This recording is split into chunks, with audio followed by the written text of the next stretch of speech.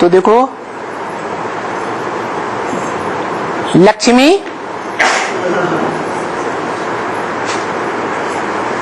अभी वर्तमान समय में बाप के एग्जैक्ट रूप को पहचानती है? लक्ष्मी पार्टदारी भी नहीं पहचानता, क्योंकि सीता है सब रावण की जेल में है, वो भी सीता है, माने बंधन में है। बंधन में है तो बांधे लिए हुए ना, तो ज्ञान भी नहीं है, एडवांस ज्ञान भी नहीं है, ज्ञान का विस्तार भी नहीं है, और सेवा जो है वो सेवा बच्चों की पढ़ाई की सेवा है या राजयोग की सेवा है? बच्चे राज की बात को जानते हैं क्या? नहीं जानते।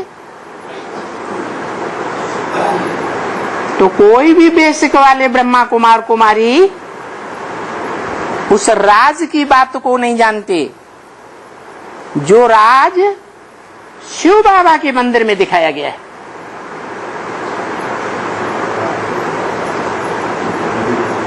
कि वो शिव उन्हीं भ्रष्ट इंद्रियों से कार्य कर रहा है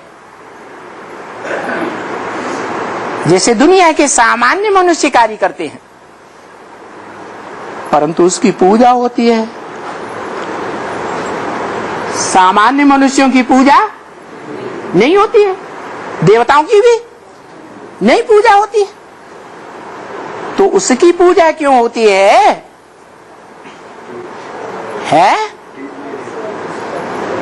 इसलिए पूजा होती है कि वो ऐसी स्टेज में भी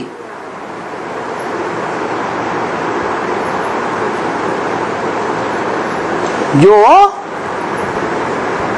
प्रवृत्ति मार्ग की ऊंची की ऊंची स्टेज है, उसमें भी एकाग्र है या मन से चंचल है? एकाग्र है। किसकी याद में एकाग्र है? एक शिव निराकार की याद में है। जैसे और धर्म पिताएं होते हैं, उनके चेहरे को ध्यान से देखो, क्राइस्ट हो, बुद्ध हो, गुरु नानक हो, चेहरा देखने से ही पता लगता है कि ये निराकारी स्टेज में देवभान नहीं है। ऐसा ही उन धर्म पिताओं का भी बाप, जो बापों का बाप कहा जाता है, वो बापों का बाप शिव जब मुकर्रर साकार रथ में प्रवेश करता है तो उसके अंतिम चरम पुरुषार्थ में ऐसी स्टेज बन जाती है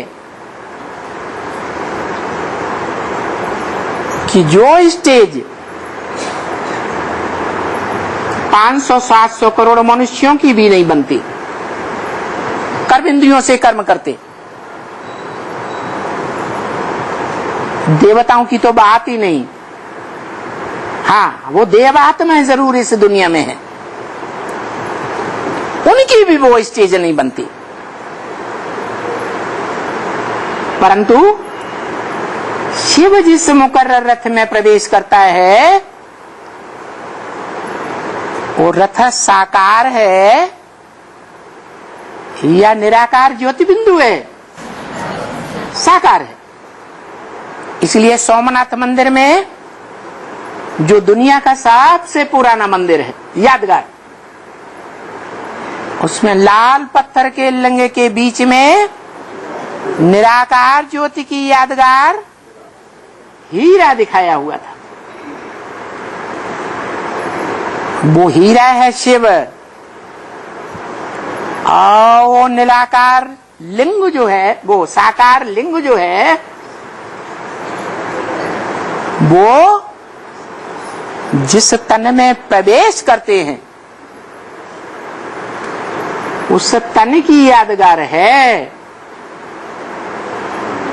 माना वो लिंग शिव नहीं है, क्योंकि शिव तो बिंदी का नाम है, उसकी आत्मा का ही नाम है, उसको अपना शरीर होता ही नहीं। बाकी जितने भी मनुष्य आत्माएं हैं, चाहे वे मनुष्य सृष्टि का पिता बीज हो, या चाहे 500-700 करोड़ कोई भी आत्माएं हो, वो आत्माओं के शरीर का नाम होता है। तो लिंग ये किसकी यादगार है? निराकार की यादगार है या साकार बड़े रूप की यादगार है? साकार की यादगार है। परंतु साकार की यादगार है तो साकार की तो मूर्तियां बनती हैं, नहीं है? बनती है। शंकर की मूर्ति बनती है या नहीं बनती है? बनती है। लेकिन शंकर की मूर्ति बनती है क्योंकि शंकर चित्रों में याद में बैठा हुआ दिखाया गया। ये भी चरित्र है याद में बैठने का। तो जो याद में बैठा है वो अपने से ऊंचे की याद में बैठा है या नीचे की याद में बैठा है? ऊंचे की याद में बैठा है। जैसे और धर्म पिता हैं, निराकार को मानते हैं, वो भी किसको मानता है? जानता है कि इस दुनिया में सारे ही झूठ बन जाते हैं, एक ही सत्यनारायण की कथा घर घर में होती है। जब भगवान बाप आते हैं तो उसी सत्य में प्रवेश करते हैं, जिस सत्य के लिए गीता में गायन है, ना सतो विद्यते भावो ना भावो विद्यते सत। जो सत्य है, सच्चा है, उसका दुनिया में कभी भी अभाव नहीं होता। संगम युग में भी अभाव नहीं।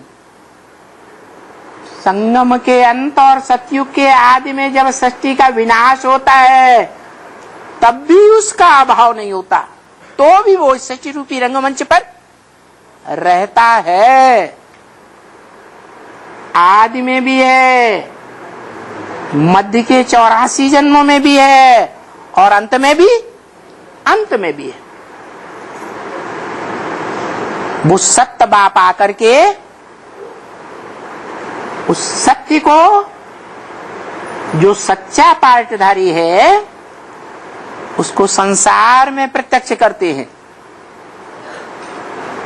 जो भगवान के बनाए हुए चित्र, अश्वत्थ वृक्ष कहो, षष्ठ रूपी वृक्ष कहो, उसके ऊपर शंकर के रूप में दिखाया गया है, जिसका काम दिखाया है आत्माओं को खींचना और खींच करके ऊंचे से ऊंचे धाम की ओर ले जाना।